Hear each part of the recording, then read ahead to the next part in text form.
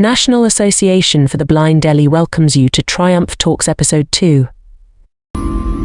NAB Delhi, transforming lives. नमस्कार। Triumph talks के episode number 2 में national association for the blind Delhi से मैं भावना सहाय आप सबका स्वागत करती हूँ। वीना मेहता वर्मा एक ऐसी नारी है जिन्होंने अपने जीवन से समाज को ये सीख दी है कि अगर आपके हौसले बुलंद हैं तो आप कुछ भी चाहे अपने स्पेशल तरीके से कर सकती हैं। मिसेस वीना मेहता वर्मा खाने बनाने में बिल्कुल माहिर है।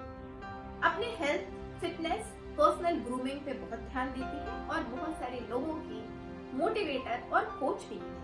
इसके अलावा वो एनटीपीसी में सीनियर एचआर मैनेजर के पोस्ट पर कार्यरत है। इन्हें नैब एक्सीलेंस अवार्ड और इनके प्रयासों से की वजह से इनको राष्ट्रपति सम्मान भी मिला। आइए अब हम मिलते हैं मिसेस वीना मेहता वर्मा से। वीना जी नमस्ते।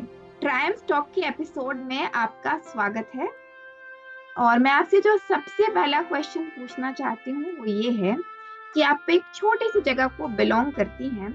ऐसे में एक विजुअली इम्पेयर्ड बच्ची होने के नाते आपकी जर्नी कैसी रही है? नमस्ते भावना, थैंक यू सो मच मुझे आज इसके एपिसोड में अपना इनवाइट करने के लिए। विजुअली इम्पेयर्ड होने के नाते एक जहाँ से मैं बिलोंग करती हूँ बहुत मुश्किल होती है, जहाँ आपके पेरेंट्स को कुछ नहीं पता और फिर आप एक छोटी सी जगह को बिलोंग करते हैं। तो मैं अब बचपन से ही मेरी ब्लाइंडनेस है। मेरे पेरेंट्स को शुरू में तो नहीं पता लगा था, बट जब मैं 2.5 साल की हुई तो उन्हें पता लगा। और मेरी सबसे छोटी सिस्टर, हम 4 बहनें हैं, वो भी विजुअली इम्पेयर्ड है। इनिशियली मेरे पेरेंट्स का फोकस ट्रीटमेंट पे ही था, उन्हें लगता था ठीक हो जाएगा, बट चलता रहा ट्रीटमेंट। मैं 10-11 साल की हो गई, साथ में मेरी सिस्टर का भी ट्रीटमेंट चला। लेकिन जो है ट्रीटमेंट का कुछ फायदा नहीं हुआ। और एक डॉक्टर थे, जब मेरा लास्ट ट्रीटमेंट हुआ था, उन्होंने मेरे पेरेंट्स को गाइड किया कि आप इनको अपना एफर्ट, जो एनर्जी और पैसा लगा रहे हो वो आप इनके स्कूल में पढ़ाओ। इनको आपका ट्रीटमेंट का फायदा नहीं है क्योंकि ये ठीक नहीं हो सकता, जेनेटिक प्रॉब्लम है। तब तक आपकी क्या उम्र हो गई थी? 11 साल हो गई थी तब तक। अच्छा। और मेरी सिस्टर थी 4-5 साल की। उन्होंने ढूंढना शुरू किया स्कूल, और छोटी सी जगह थी तो उनको कभी बहुत कन्वीनियंट स्कूल नहीं मिला क्योंकि गर्ल्स थी, तो उनका कंसर्न था सेफ्टी सिक्योरिटी का जी। इस बीच में मैं सिस्टर्स घर पे ही रहती थी, मम्मी के साथ थोड़ा काम वाम सीखा। और मेरी मम्मी को एनर्जी चैनलाइज करने के लिए उन्होंने बहुत कुछ मुझे सिखाया, हाथ का काम, कुछ निटिंग और हाथ से कुछ वेस्ट मटेरियल से चीजें बनाना, घर के डेकोरेटिव आइटम्स। और सिस्टर्स जब पढ़ती थी तो मैं उनके लेसन्स भी याद करती थी क्योंकि मुझे पढ़ने का शौक था। मुझे लगता था ये स्कूल जाते हैं तो मैं भी जाऊँ। तो स्कूल ढूंढा, पर उनको वहां तो कोई उड़ीसा में कोई कन्वीनियंट नहीं लगा, लेकिन किसी ने दिल्ली में बोला कि आप जाकर देखो, तो वहां पे ब्लाइंड के लिए स्कूल्स है। बट जब मैं यहाँ पे आई मेरी सिस्टर के साथ, तो ब्लाइंड स्कूल में गई, वहां पे उन्होंने मना किया क्योंकि मैं बड़ी थी, तो उन्होंने बोला इसको ब्रेल सिखा के लाओ। अब जो बच्चा स्कूल ही नहीं गया तो ब्रेल कैसे सीखेगा? और ब्लाइंड स्कूल बट ना मेरी सिखाए सिस्टर तो कहाँ से सीखेगा? ये भी तो एक एग्जैक्टली चैलेंज है। तो मेरी सिस्टर का एडमिशन तो हो गया था क्योंकि लगा कि भाई मेरे पेरेंट्स को लगा कि चलो एक का तो हो जाए। बट मेरे लिए बहुत अगेन थोड़ा धक्के वाला था पार्ट कि मैं इतने शौक से खुश होके आई थी कि मैं अब से मेरी पढ़ाई हो। लेकिन हमें किसी ने नाप Delhi RK Puram national association for the blind का पता दिया, तो हम गए वहां पे हम टीचर मिली नंदिनी देव। अभी तो नाम में नहीं है, बट हाँ उस वक्त वो टीचर थी। तो उन्होंने मेरे पेरेंट्स को बोला आप दोनों को यहीं ले आओ, दोनों साथ में ही रहेंगी। तो मेरी सिस्टर को भी यहाँ ले आए। अब वहां से जब मेरी एजुकेशनल जर्नी शुरू हो गई। अब नाग में जब आई तो 11 साल की थी और मुझे पढ़ने का शौक था। मेरी सिस्टर का तो टाइम पे पढ़ाई करने के बाद सही से स्कूल में फर्स्ट क्लास में एडमिशन हो गया, लेकिन मेरे लिए 1 साल लगा मुझे सीखने में, पूरा प्राइमरी वाला पार्ट को कवर करने में। इसमें मेरी मेरी डिटर्मिनेशन लगन थी, और ऑब्वियसली टीचर्स का बहुत बड़ा सपोर्ट था, जिसकी वजह से मैं 1 साल में पूरी प्राइमरी की पढ़ाई करके, मेरी फॉर्मल एजुकेशन जो है 12 साल की उम्र में, मुझे स्कूल में 6th क्लास में एडमिशन कराया गया। रियली? मतलब एक हाँ, साल में आपने सारी प्राइमरी और मतलब आप सिक्स में सीधे आपने एडमिशन पा ली, उससे पहले आप कभी स्कूल गई ही नहीं थी, ये तो गई ही बिल्कुल नहीं थी। कमेंडेबल बात है। जो जो पढ़ाई पढ़ने में साइटेड बच्चे इतने सारे साल लगाते हैं, आप उसके लिए रेडी हो चुकी थी, तभी तो आपको एडमिशन मिला होगा मतलब किसी मतलब स्कूल में। वही है कि जब इतनी सारी एनर्जी इकट्ठा थी ना, वो बर्स्ट हो गई हम्म। कि सारा एनर्जी लगा दिया कि पढ़ना है, मतलब ये मेरे लिए आखिरी मौका, इसके बाद नहीं जी। मिलेगा। हम्म। तो जब मैं नैप दिल्ली आई और जब मुझे पता चला ब्लाइंड लोग पढ़ सकते हैं और बहुत कुछ कर सकते हैं, तो बहुत सारे सोच आई मेरे सामने कि भाई हम्म। ब्लाइंड लोग सिर्फ टीचर बन सकते हैं या म्यूजिक में जा सकते हैं, ब्लाइंड लोग खाना नहीं बना सकते। तो ये सारी बातें ना मेरे दिमाग में चलती थी। हम्म। मुझे लगता था कि नहीं, ये सब मुझे नहीं करना है, ऐसा लोग हम्म। बोलते हैं तो मुझे ये नहीं करना है। हम्म। तो इसके पीछे फिर इसको सोच तो थी मेरी, बट था कि कैसे होगा।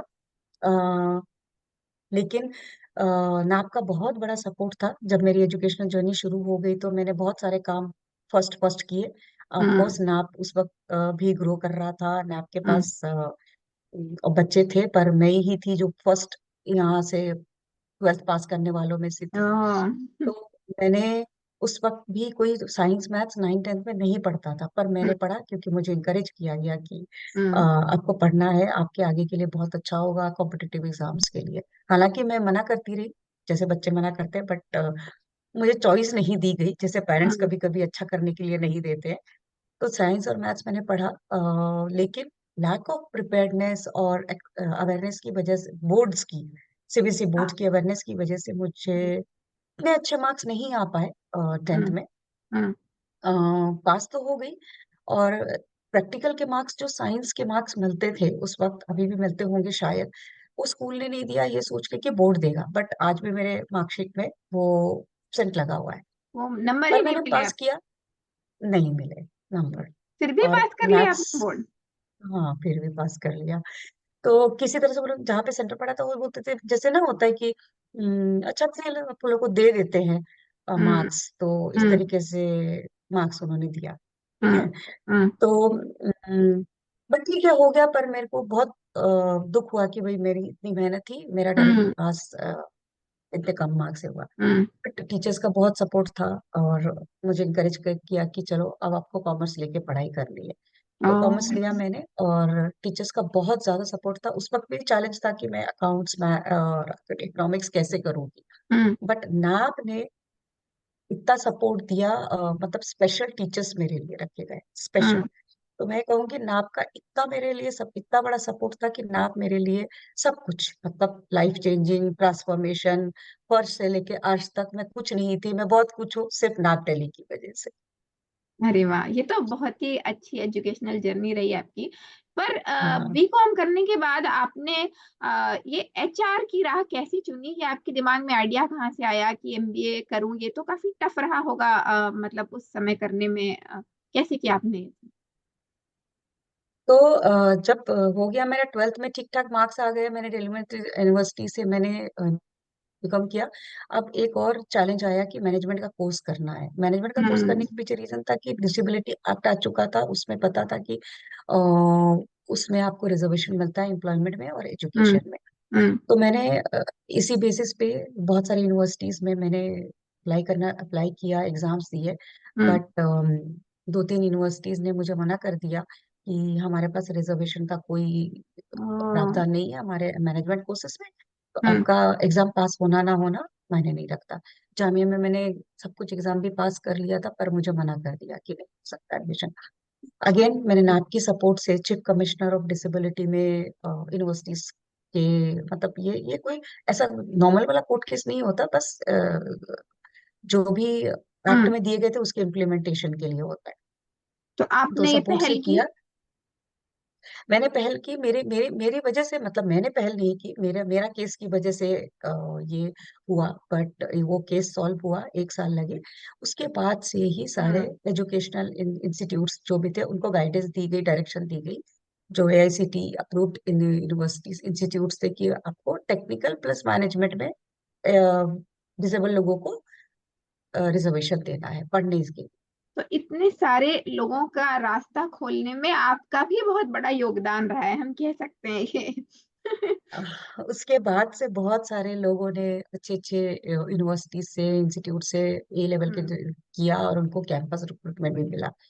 पर मैंने फिर इसको करने के होने के बाद मैंने पुणे से किया। Vaikunth international institute of cooperative management government का हम्म। इंस्टीट्यूट था। वहाँ पे बहुत अच्छा मेरा एजुकेशन जर्नी रहा, बहुत सपोर्ट मिला, बहुत अच्छे से मैंने अ, अपनी पढ़ाई करी। बट अगेन मुझे कैंपस रिक्रूटमेंट नहीं मिला, हम्म। क्योंकि अगेन वही लैक ऑफ अवेयरनेस और प्रिपेयरनेस की वजह से। मैं हम्म। दिल्ली में आई और मैंने जॉब ढूंढना शुरू किया। तो आसान नहीं था, फिर मैंने एक प्राइवेट में जॉब किया। हालांकि हम्म। मेरे MBA से पूरी तरह से वो लाइन नहीं था, बट मैंने सोचा कुछ नहीं करने से बेहतर तो कुछ तो करना है, हम्म। मेरी एक्सपीरियंस काम आएगा। तो वही एक्सपीरियंस काम आया। मैं उनके ग्रीवियंस हैंडलिंग सेल था जिसमें काम करती थी, जी। बट उनको ठीक लगा तो उन्होंने 6 मंथ्स के बाद मुझे अपना HR डिपार्टमेंट में ले लिया। यहाँ पे दो हम्म। तीन साल काम किया। बट क्योंकि वहाँ पे टेक्निकल रिक्रूटमेंट होती थी, तो मुझे था कि मुझे कुछ ब्रॉडर प्रोफाइल चाहिए HR का। तो मैंने हम्म। PSUs में अप्लाई करना शुरू किया। हम्म। तो मुझे आज मैं NTPC के साथ काम करती हूँ। मुझे हम्म। फिर रिटर्न और इंटरव्यू क्लियर करने के बाद मैं यहाँ पे जॉब कर रही हूँ। आज मैनेजर हूँ। और अच्छा रहा ये जर्नी, अभी तक अच्छी है। प्रमोशंस पे मिले, रिकग्निशन, काम वाम सब कुछ मिलता है। तो ऐसे रही ये वाला तो प्रोफेशनल और ये सब जर्नी आपकी मेरी। जर्नी तो प्रोफेशनल काफी अच्छी रही है, आपको बहुत सारे अवार्ड एंड रिकॉग्निशन भी मिला है, ये तो मुझे पता है। तो आप काफी लोगों की रोल मॉडल रही हैं, तो ये सब प्रोफेशनल जर्नी की बात रही। पर्सनल लाइफ में बताइए, आपको आपके लाइफ पार्टनर कैसे मिले? ये भी अगेन ये भी नैप का ही रोल है। हाँ। नाब में ही हम मिले, मेरे हस्बैंड हम्म। प्रशांत। जब मैंने ग्रेजुएशन कंप्लीट किया था और मैं MBA के लिए प्रिपरेशन करती थी, मैं कंप्यूटर सीखने गई थी नाब में। वहाँ पे नाब में प्रशांत कंप्यूटर सिखाते थे, वहीं हमारी मुलाकात हुई। हम्म। तो हमें लगा कि ठीक है, शायद हम सोच सकते हैं आगे की लाइफ के बारे में। तो हम्म। हमने टाइम लिया, हमने 5 साल हम ऐसे मतलब कोर्टशिप रही। फिर 5 साल के बाद हमें लगा कि हम कर सकते हैं शादी, तो हमने वैसे शादी करी। वो हम्म। लो विजन है। और हमारा ये जो एक काफी अच्छा सा वो है कि काफी सपोर्ट रहता है, क्योंकि अंडरस्टैंडिंग है विजुअली इम्पेयर्ड को क्या दिक्कतें हो सकती हैं। और जी। इनकी फैमिली बहुत ज्यादा अच्छी है, सपोर्टिव है। तो हम्म। हमारा हम एक दूसरे को काफी स्पेस देते हैं, सपोर्ट करते हैं। घर में हर चीज एक्सेसिबल और कंफर्टेबल और सूटेबल हो, ये चाँद का रोल है। और हम्म। बस ऐसे ही है। तो ये तो बहुत और प्यारी सी जर्नी रही है आपकी। ये भी आपको नाब से ही, आपके लाइफ पार्टनर भी नाब से ही आपको मिले हैं। ये भी बहुत हाँ, अच्छी बात है आपकी लाइफ के बारे में। मुझे पता चला है कि आपको कुकिंग का बहुत शौक है, जो कि मुझे सुन के बहुत ही एक्साइटिंग लगा। आपने ये कैसे शौक डेवलप किया और क्या क्या कुक कर लेती हैं आप? ये बताइए प्लीज। कुकिंग का शौक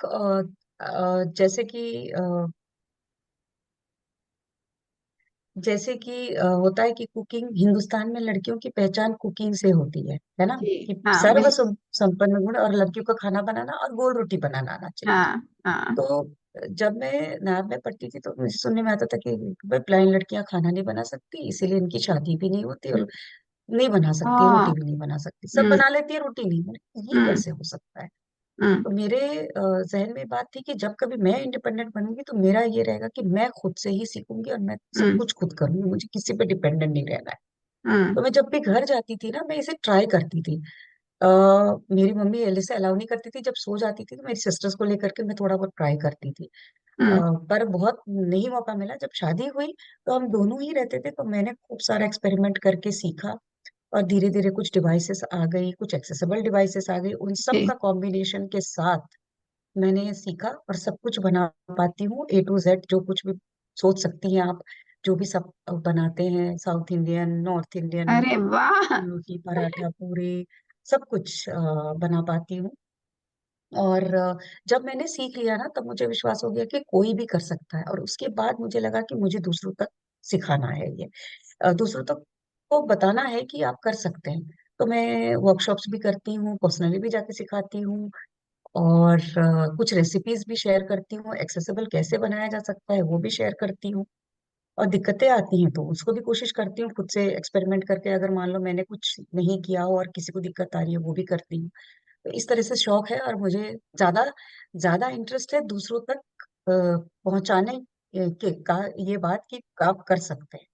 अरे देखो, आना सब कुछ चाहिए, फिर हम्म। बात अलग है कि शौक है वो करे ना करे। इंटरेस्ट होना हो ये तो हर किसी के साथ है ना, जरूरी नहीं है कि आप हर कोई हर कुछ कर सकता है। ये भी, कुकिंग भी एक इंटरेस्ट और शौक की बात है। आना चाहिए कि सर्वाइवल के लिए, और जी, लड़का हो चाहे लड़की हो, कोविड ने तो बिल्कुल हमें सही। सिखाया ही है। हम्म। हम्म। ये तो एक बहुत ही अच्छी बात है आपके बारे में कि आपने हर चीज को एज अ चैलेंज एक्सेप्ट किया लाइफ में, कि ये भी मैं क्यों नहीं सीख सकती हूँ। मतलब जो कोई और कर सकता है वो मैं क्यों नहीं कर सकती हूँ। हाँ, करने का तरीका हो सकता है अलग हो, लेकिन कर तो मैं सब कुछ सकती हूँ। और ये भी एक बहुत एब्सोल्युटली। बड़ी चीज है आपकी लाइफ में कि आपने जो सीखा वो आप दूसरों को सिखाती हैं as a mentor, as a coach. तो बहुत ही अच्छी बात है ये, मुझे जो मतलब लगी आपकी पर्सनालिटी के बारे में। और एक और चीज मुझे पता है कि आप एक फिटनेस इंथुजियास्ट हैं। तो ये भी बड़ा इंटरेस्टिंग चीज है। इसके बारे में मुझे बताइए कि मतलब कैसे आप अपने फिटनेस को पे ध्यान देती हैं। हाउ डू यू मैनेज कि मैं आप में एक एक्टिव लाइफस्टाइल लीड करें, आप कैसे करती हैं सब? जब कुकिंग का शौक है तो फिर बात आती है हेल्दी कुकिंग, हेल्दी हम्म। फूड। तो मेरा ये शौक मतलब है एक्चुअली, जब देखो मैंने आर्ट्स नहीं लिया, कॉमर्स लिया, पर एक्चुअल में मुझे तो लगता है कि मैं शायद, या तो मैं डॉक्टर होती या फिर डाइटिशियन होती। उसके लिए साइंस पढ़ना पड़ता, तो नहीं पढ़ सकती थी तब। तो हम्म। ये मेरा शौक था, इसीलिए मैं इसको, हेल्दी फूड को पढ़ती रहती हूँ। और कई बार कुछ फिटनेस जो एक्सपर्ट्स हैं उनसे डाइट डाइट प्लान लेकर के, जो समझा कॉम्बिनेशंस को, ठीक हम्म। है कि प्रोटीन का, कार्ब्स का, फाइबर का कैसे हम्म। कॉम्बिनेशंस होते हैं, और आपके लिए बेस्ट, आपके बॉडी के लिए क्या, कब कैसे काम करता है, क्या चीज आपको कॉम्बिनेशन में खाना चाहिए। और अगेन मेरा शौक है कि देखो, मोटा पतला नहीं, मुझे लगता है कि फिट रहना है, एक्टिव रहना है। हम्म। तो ये इस चीज को ध्यान में रखते हुए मैं अपने आप को रखती हूँ फिट और मेंटेन, और कोशिश करती हूँ हेल्दी फूड खाऊं। इसका मतलब ये नहीं कि मैं जंक फूड नहीं खाती हूँ।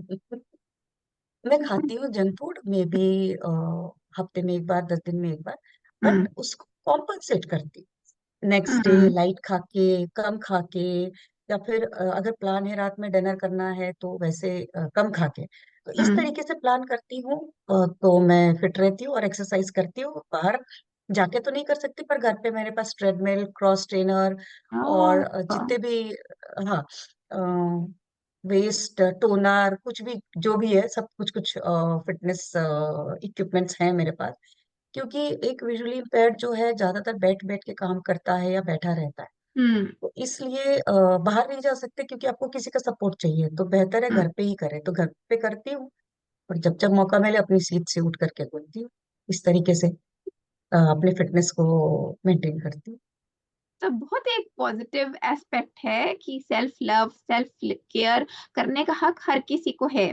और इसमें हमें कभी भी मतलब ये नहीं करना चाहिए कि ये सोच नहीं होनी चाहिए कि विजुअली इम्पेयर्ड पर्सन ऐसा नहीं कर सकता है।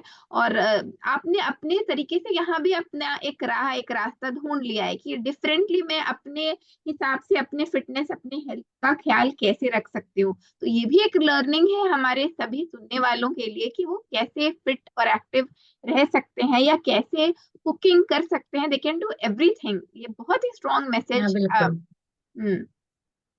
तो बिल्कुल। एक और लास्ट क्वेश्चन जो मैं आपसे पूछना चाहती हूँ वो ये है कि जो जितने भी लोग हमें सुन रहे हैं, चाहे वो एक विजुअली इम्पेयर्ड पर्सन हो, लड़का हो, लड़की हो, या फिर उसके पेरेंट्स हो, वो कैसे अपनी लाइफ में लर्निंग ले कि हमें हार नहीं माननी है, या एज अ पेरेंट अपने बच्चों को चीजें करने से रोकना नहीं है। Let them learn, let them grow, और उनको इंडिपेंडेंट बनना है। ये कैसा, मतलब ये आप इसके लिए क्या मैसेज देना चाहते हैं? आपकी लाइफ से तो इंडीड काफी लर्निंग जितनी हमारी बातचीत हुई उससे भी बहुत सारी लर्निंग निकल के आती है। सिर्फ एक मैसेज प्लीज आप स्ट्रॉन्ग दीजिए ताकि लोगों को और इम्पैक्ट पड़े और वो भी मतलब मोटिवेट हों। प्लीज कुछ कहिए इस बारे अह, मैं मैसेज तो नहीं मेरा कोई, क्योंकि मैसेज पता नहीं मैं देने के लिए हूं या नहीं। बट मैं लोगों से, जो भी पेरेंट्स हैं और जो विजुअली इम्पेयर्ड हैं, या स्पेशली जो पेरेंट्स हैं, उनसे एक अर्ज करना चाहूंगी कि अगर कोई डिसेबल है, बच्चा है, तो फर्स्ट एक्सेप्टेंस, जी। Accept them. हम्म। क्योंकि अगर पेरेंट्स नहीं एक्सेप्ट करेंगे तो जो बच्चा है वो कैसे एक्सेप्ट करेगा? हम्म। और एक्सेप्टेंस होगी तो ऑल्टरनेटिव्स निकलेंगे, हम्म। रास्ते निकलेंगे, हम्म। आपको आपको उसके सॉल्यूशंस निकलेंगे। फर्स्ट, सबसे पहली चीज है एक्सेप्टेंस। आपने एक्सेप्ट कर लिया कि ठीक है, बच्चा डिसेबल्ड है या विजुअली इम्पेयर्ड है, उसके आगे बढ़े, हम आगे बढ़े। और यही एक बात है जो जो सबसे पहले बात आती है। उसके बाद है अवेयरनेस। अगर आपने एक्सेप्ट कर लिया तो आप सोचिए कि इसका सोल्यूशन कहाँ मिल सकता है। हम्म। और विजुअली इम्पेयर्ड लोगों से बोलूंगी कि आप इसको एक नॉर्मल नॉर्मल तरीके से लो कि ठीक है, आपके हमारे लिए भी, मतलब चाहे बहुत सारे लोग होते हैं जो लेट ब्लाइंड भी हो जाते हैं। हाँ, जी। ये आसान नहीं है। हम्म। ये ऐसा नहीं कहती मैं आसान है, क्योंकि जो बाय बर्थ है उसके लिए ये थोड़ा आसान है, क्योंकि वो उसी के साथ जिया है। हम्म। लेकिन अगर हो गया तो हमें हम्म। आगे बढ़ना है, हमें जी। एक्सेप्ट करना है। हम्म। सॉल्यूशंस तो हैं, आज हम्म। की डेट में बहुत सारे सॉल्यूशंस है। हम्म। आप टेक्नोलॉजी को देख लो, तो एक्सेप्टेंस करें, एक्सेप्ट करें और आगे बढ़ें। और हम्म। विजुअली इम्पेयर्ड से मैं यही कहूंगी कि ऐसा कुछ भी नहीं है जो आप नहीं कर सकते हो। सब कुछ कर सकते हो। अगर पेरेंट्स का सपोर्ट नहीं है तो आपको अपने लिए रास्ता चुनना पड़ेगा। कई बार आपको उनका विरोध भी करना पड़ेगा। आप उन्हें सही तरीके से अवेयर करो। अगर मान लो विजुअली इम्पेयर्ड है और पेरेंट्स नहीं मान रहे, तो आप अपने तरीके से उनको अवेयर करो। आज की डेट में फोन सबके पास होता है, हम्म। सब जानते हैं। तो जी। अवेयर करके पेरेंट्स को कन्विंस करके आप आगे बढ़े। तो बहुत ही अच्छी बात कही आपने। एंड इंडीड मुझे लगता है कि हमारे सुनने वालों को काफी सारे अच्छे टेक अवेज मिलेंगे हमारी इस बातचीत से। और आप एक पावर हाउस ऑफ एनर्जी है, पावर हाउस ऑफ लर्निंग है, ये तो मैं बिल्कुल कह सकती हूँ कि आपने हर कुछ सीखने का जैसे ठान लिया है कि मैं तो सीख कर ही रहूंगी। तो ये आपका डिटर्मिनेशन बहुत स्ट्रांग है, मैं बिल्कुल हाँ, इसकी दाद देती हूँ। और आपसे बातचीत करके बहुत, मुझे पर्सनली भी बहुत अच्छा लगा।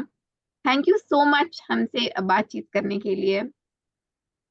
Thank you. मुझे भी बहुत मजा आया, और उम्मीद करती हूँ कि ये हमारी बातचीत लोगों तक पहुंचेगी और जी। बहुत सारे लोगों को मोटिवेट करेगी, जी। इंस्पायर करेगी।